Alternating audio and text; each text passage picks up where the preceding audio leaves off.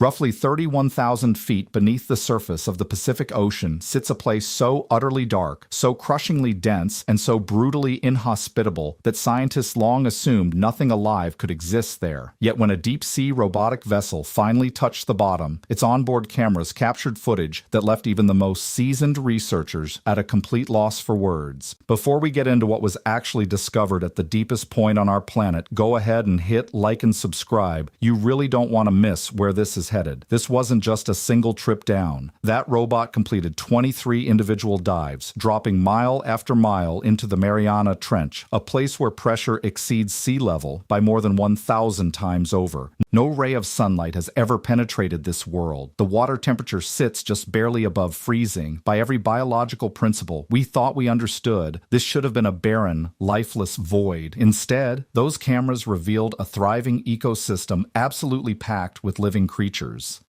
That finding tore apart one of the longest-standing assumptions in all of science, the idea that every food chain on Earth traces back to sunlight. Down at those depths, there are no plants, no daylight, no photosynthesis whatsoever, and yet bizarre organisms flourish, reproduce, and form whole communities in total darkness, fueled by an energy source most people have never even heard of. What that robot documented has fundamentally shifted the way scientists understand life on this planet and raises serious questions about where life might exist elsewhere in the universe. Some researchers think this concealed world could be the key to locating organisms on distant moons such as Europa and Enceladus. Others are sounding alarms that deep-sea mining operations could wipe out these remarkable ecosystems long before we ever truly understand them. So what precisely did that robot encounter in the darkest corner of Earth? Let's get into the extraordinary footage.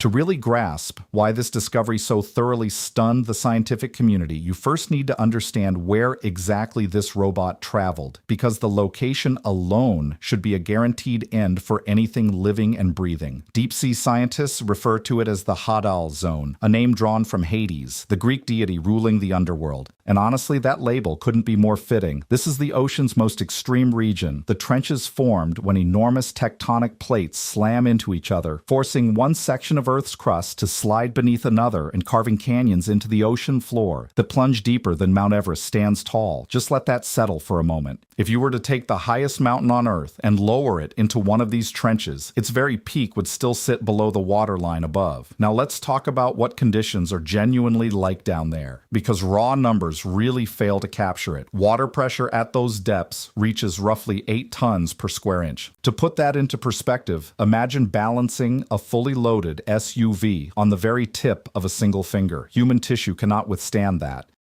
Military-grade submarines cannot withstand that. This is a pressure environment that nature itself seems to have designed specifically to prevent anything complex from ever taking hold. Temperature down there hovers somewhere between 1 and 4 degrees Celsius, barely a breath above freezing, permanently with no changing seasons and not even the faintest trace of warmth from above. And on the subject of sunlight, there simply isn't any. None whatsoever, not a single glimmer. Every last photon of light attempting to reach this far down gets swallowed up by the surrounding seawater long before it comes anywhere close. So when a research team from the Chinese Academy of Sciences, Institute of Deep Sea Science and Engineering, dispatched their submersible into this vast underwater chasm, they weren't expecting much. Their goal was to map out geology, rock formations, sediment patterns, maybe get a sense of the seafloor's structure in a place almost no one had ever observed. If any life turned up at all, they figured it would resemble the kind of thing deep sea environments typically produce. A handful of isolated scavengers, gaunt and barely hanging on, subsisting off marine snow.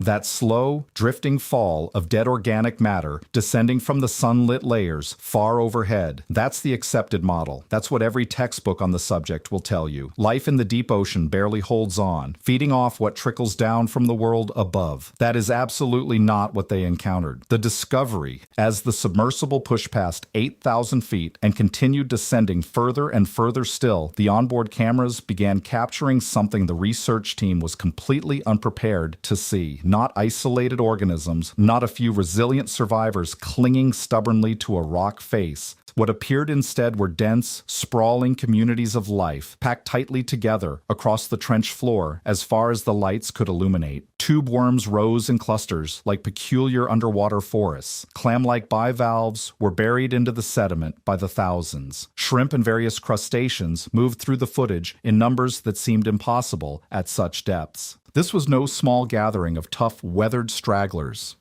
This was a full ecosystem, functional, active, and self-sustaining, stretching across a section of trench floor spanning more than 2,500 kilometers. Take a moment to picture that. That's not a few square meters. That's a living corridor running along the ocean's bottom, longer than the distance separating some entire nations. By every scientific measure the researchers could apply, this was the deepest known colony of complex animal life ever recorded anywhere on Earth. And this is the point where it stops being merely remarkable and starts to feel genuinely unsettling to anyone who sat through a basic biology class. These creatures were not feeding on marine snow. They were not surviving on debris drifting down from the sunlit surface layers above. Whatever was sustaining this ecosystem was not coming from above at all, which means, according to everything the biological sciences have taught us over the past century and a half, this ecosystem had no right to be sustaining itself. There was no sunlight driving a food chain here, and yet the food chain was flourishing regardless. So where exactly was the energy originating, breaking the rule?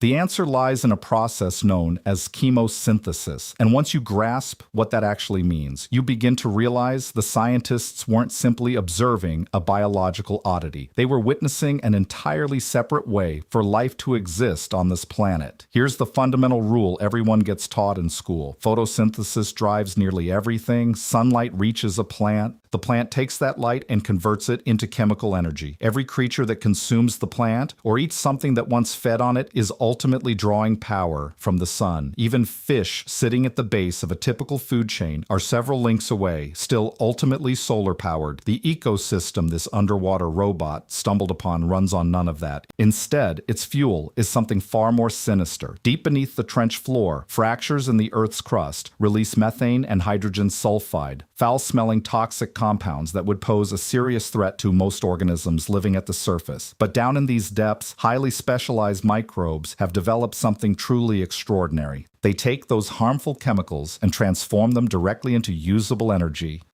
It's essentially the same role plants fulfill up above, except instead of sunlight, their energy source is chemical poison creeping upward from within the earth itself. Tube worms gather in dense clusters around thick microbial mats that shimmer softly under the submersible's lights, resembling a slow, strange snowfall, only made of bacteria rather than ice crystals. The clams burrow directly into sediment soaked through with hydrogen sulfide, essentially positioning themselves right beside their food supply, much like something planted in a garden. The entire food web, stretching from those microbes all the way up through shrimp and crustaceans, operates without a single photon of sunlight entering the picture at any point. One of the marine geochemists working on the research team described the scene in a way that resonated with many who later read the published findings. A flourishing oasis sitting in the middle of the deep sea desert. Not a handful of hardy survivors clinging on. An oasis, a place overflowing with life, powered entirely by chemistry rather than light. Consider what that truly means.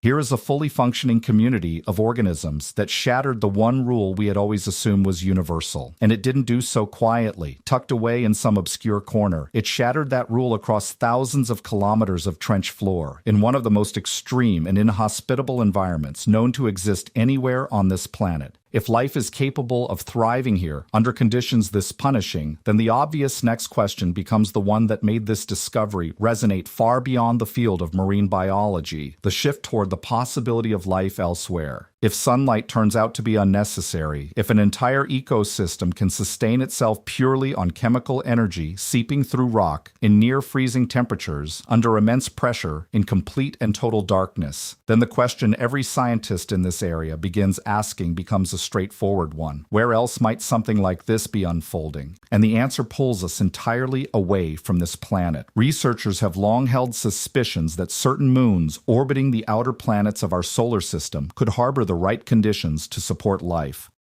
Not across their frozen outer surfaces, but deep beneath them. Europa, one of the moons circling Jupiter, is thought to conceal a vast liquid ocean hidden under many kilometers of ice. Enceladus, orbiting Saturn, has actually been observed releasing plumes of water vapor out into space, pointing strongly toward a subsurface ocean of its own. And here is precisely where things connect back to what that robot discovered beneath the Pacific. Both of these moons are loaded with precisely the kind of chemistry that powers chemosynthesis right here on Earth. Methane and hydrogen compounds, the very same basic ingredients that sustain the tubeworm colonies discovered inside the trench. NASA and the Jet Propulsion Laboratory have taken this seriously enough to develop specialized autonomous underwater robots designed specifically for exploring Earth's deepest trenches. The reason is that pressure conditions found at the bottom of our oceans are considered broadly comparable to what would exist at the floor of Europa's ocean, an ocean estimated to stretch around 80 kilometers deep, far exceeding anything found on Earth.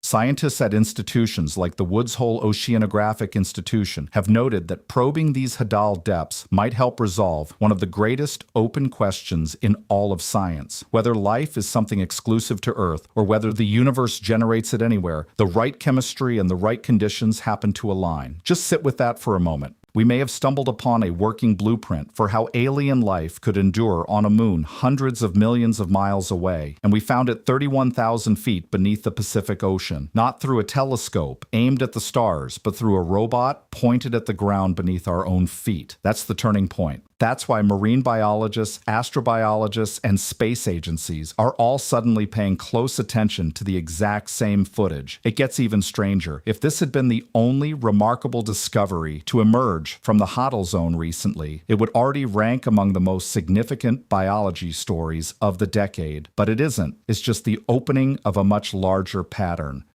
A separate large-scale research effort focused entirely on cataloging life in the ocean's deepest regions turned up something almost equally staggering. Researchers documented roughly 7,000 distinct microbe species living across these hadal ecosystems, and nearly 90% of them had never previously been identified by science. 9 out of every 10 species encountered were completely unknown to us. We've been studying the ocean for well over a century, and in this single region alone, we had missed almost everything that calls it home. Then there were the amphipods, small shrimp-like crustaceans found thriving at depths of roughly 6,800 to 11,000 meters in pressure conditions once again equivalent to balancing an SUV on the tip of one finger. What made these creatures especially fascinating wasn't simply that they managed to survive down there, it's that their internal biology shattered an assumption scientists had held firmly for decades. There's a compound called TMAO that helps shield proteins from being compressed and broken down under extreme pressure.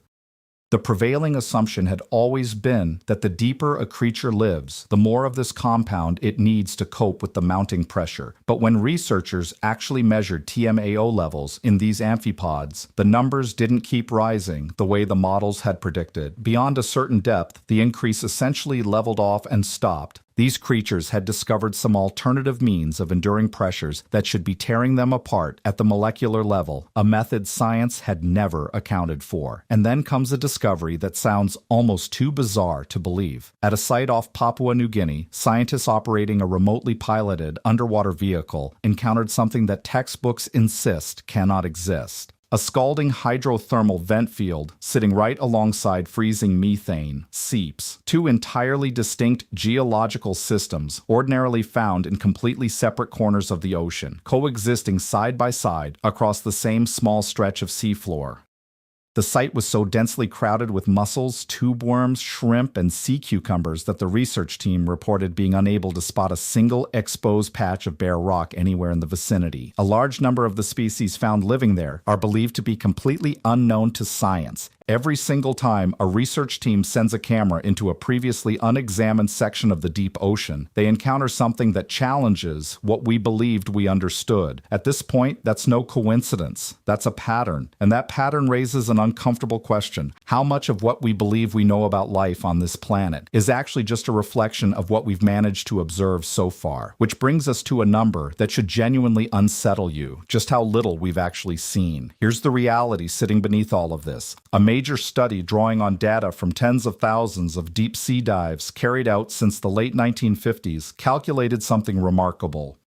Across the entirety of human history, our eyes have directly observed somewhere between roughly 0.001% and 0.006% of the entire deep ocean floor. The total area humanity has ever genuinely laid eyes on is roughly comparable in size to a single small American state. Meanwhile, the deep ocean covers the majority of this entire planet's surface. Consider the scale of that disparity. We are drawing sweeping conclusions about the deep ocean, an environment blanketing most of Earth's surface, based on a fragment so vanishingly small it has been compared to attempting to understand every land ecosystem on Earth using observations gathered from a single city alone, and the imbalance runs even deeper than that. The overwhelming share of every deep sea dive ever conducted, somewhere in the region of 97%, has come from just a small cluster of countries. The vast majority of nations on Earth have never sent a single vehicle down to these depths. Most of the ocean floor, belonging to most of the world, has simply never been examined by anyone, ever.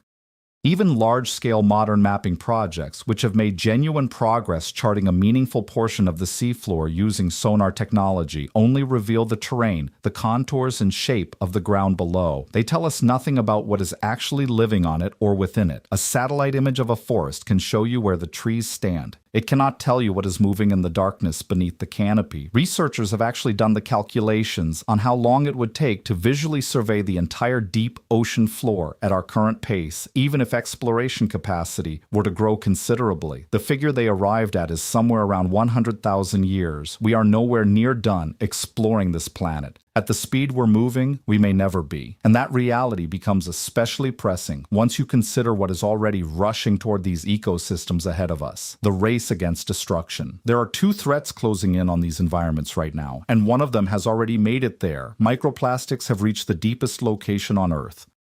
In the Mariana Trench, at depths of around 6,700 meters, scientists have detected thousands of microplastic particles per cubic meter of water, the deepest confirmed case of plastic contamination ever recorded. Large-scale studies sampling close to 2,000 ocean stations across the globe have found microplastics distributed throughout every layer of the ocean, essentially forming a thin, permanent haze of plastic particles drifting beneath the surface all the way down to the trench floor. At the absolute bottom of the Mariana Trench, concentrations of microplastics have been measured at levels several times greater than those found in open ocean water nearer to the surface. And researchers examining amphipods, the same kind of tough, pressure-adapted creatures we were just discussing, have found microplastic particles inside their bodies, collected from multiple deep trench ecosystems around the world, including the deepest point of the Mariana Trench itself. The very same organisms that just changed what we believed we understood about survival under extreme conditions are already consuming our waste. Estimates place the amount of plastic circulating in surface ocean waters in the tens of trillions of particles, with millions of tons more already settled on the seafloor. Once plastic reaches those temperatures and pressures, it effectively stays there forever. The hadal zone may be gradually becoming the final destination for a substantial portion of the planet's plastic pollution. A one-way journey into ecosystems that took millions of years to form, being quietly poisoned before we have even finished identifying the species that live within them. And the second threat is advancing even more rapidly. In 2025, a U.S. executive order was signed with the specific aim of speeding up deep-sea mining in American waters and potentially in international waters as well. Around that same period, federal ocean agencies announced intentions to map seafloor regions specifically to locate mineral deposits, targeting polymetallic nodules that contain cobalt, nickel, manganese, and rare earth elements used in batteries, electric vehicles, and military hardware. Here is where this crashes directly into everything we have just been talking about. Research into deep-sea mining's environmental consequences suggests it could cause harm to biodiversity many times greater than equivalent mining operations on land, with estimated ecological losses reaching into the hundreds of billions of dollars on a global scale. Just 2 months after a section of the seabed was disrupted during mining tests, one study recorded that creature populations in that zone had fallen by well more than a third. Separate research discovered that sediment churned up by mining operations caused plankton in nearby waters to consume less nutritious particles, weakening the foundation of the food web across a broader area than the mining site itself. The polymetallic nodules these companies are after took millions of years to develop on the ocean floor. Once they're removed on any timescale meaningful to a human being, they are permanently gone, along with everything that was living around them. And the proposed mining zones aren't sitting in some unrelated corner of the ocean. Some of the areas under consideration lie directly beside the Mariana Trench, the very same trench where scientists recently discovered thousands of previously unknown species and an entire ecosystem powered by chemistry rather than sunlight. Meanwhile, international regulatory bodies have spent years struggling to finalize rules around deep-sea mining. Several major mining nations have chosen to move independently rather than wait for a global agreement, while dozens of countries have pushed for outright bans or moratoriums until the science catches up. The deep ocean has, in other words, quietly transformed into a geopolitical battleground, and the creatures living 31,000 feet beneath the surface have no say in how things unfold. Before wrapping this up, it's worth pausing to ask why any of this should matter to someone who will never come anywhere near a deep ocean trench in their lifetime. The deep ocean is not some isolated curiosity tucked far away from your daily life. Phytoplankton, nourished in part by nutrients cycled up from the deep ocean, are responsible for generating a significant portion of the oxygen you're breathing at this very moment. The deep ocean has also absorbed the vast majority of excess heat produced by human activity over the past century, along with a considerable share of the carbon dioxide we've pumped into the atmosphere. Disturbing the deep seafloor risks, releasing carbon that has been safely locked within sediment for millions of years back into a system that is already struggling under the weight of what we've added to it. And beyond climate, beyond oxygen, organisms from the deep sea have already provided us with the chemical foundations behind treatments for serious human illnesses, including certain cancers and viral conditions. Real medicine has been built from compounds drawn out of creatures thriving in some of the most extreme conditions on Earth. And we've accomplished that having explored less than 0.1% of the places those organisms actually inhabit. Researchers working directly at these newly discovered sites have already raised alarms that pollution drifting from nearby mining activity could wipe out these ecosystems before scientists even complete their studies. That warning is not theoretical. Right now, as you're watching this, it's all unfolding in real time. So let's talk about where things actually stand. A submersible descended nearly 31,000 feet into complete blackness and came back with evidence of thousands of creatures surviving on chemical energy rather than sunlight. The deepest gathering of complex life ever documented by science. Even after more than 60 years of combined deep-sea exploration, humans have managed to observe only a small sliver of the ocean floor. Thousands of species encountered at these depths had never been known to exist until recently, and at that very same moment, plastic contamination had already made its way to the lowest point of the trench. Meanwhile, extraction operations are being pushed forward right alongside the site of one of the most significant biological finds in the past 10 years. We came back with confirmation that life is capable of flourishing in conditions and locations we were once told could never support it. Researchers now think these very same environments may be the closest real-world model we have for understanding how life could function on entirely different worlds. The question that remains isn't about whether this discovery carries weight. It obviously does. What's really at stake is whether humanity chooses to protect what was just uncovered or lets it get wiped out before we've even begun to fully grasp what it means. If this one got you thinking, pass it along to someone who ought to see it and subscribe for the next deep dive.